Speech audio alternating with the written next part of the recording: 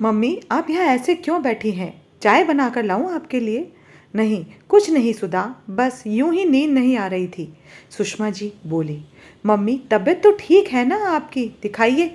बदन को हाथ लगाते हुए सुधा बोली।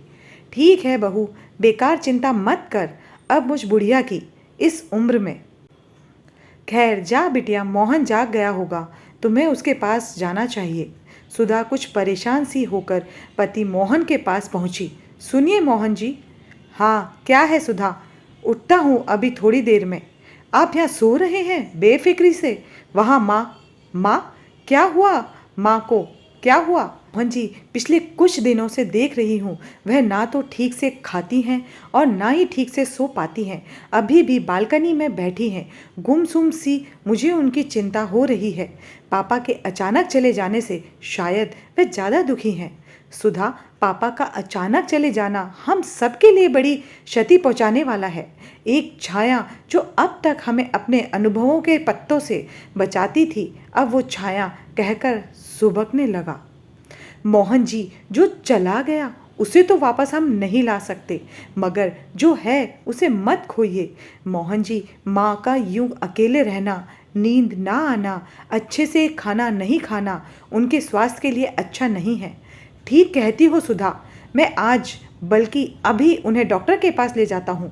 मोहन जी, उनका इलाज डॉक्टर के पास नहीं बल्कि हमारे ही पास है। क्या मतलब हमारे पास? मोहन जी, जब बचपन में आप डर जाते थे तो और अकेलेपन से घबराते थे तो आप क्या करते थे? माँ के पास। ओह समझ गया। हाँ, अब से माँ के साथ आप उनके कमरे में रहेंगे। दिन में मैं और आराध्या उनके आसपास रहेंगे, उनसे बातचीत करेंगे। वैसे ही आप रात में उनसे बचपन की बातें, वो नादानियों से उनकी डांटने वाली समझाने वाली घटनाओं का स्मरण कराएंगे। सुधा, मैं आज रात से ही माँ के पास ही सोऊंगा। यही अच्छा होगा। रात को माँ के कमरे में। कौन कौन है? माँ, मैं हूँ मोहन। मोहन, तू यहाँ? बेटा, काफ़ी रात हो गई है, तू सोया नहीं? कुछ काम था? हाँ, आज मैं आपके पास सोऊंगा यहाँ। क्या? मगर बहू और आराध्या? बेटा, तुम्हें उनके पास होना चाहिए। नहीं माँ, माँ कहा ना, मैं आपके पास सोऊंगा। क्या सुधा से झगड़ कर आया है? देख, वो बड़ी प्यारी बच्ची है, उससे झगड़ा मत किया कर। जा अभी और मना ले उसे।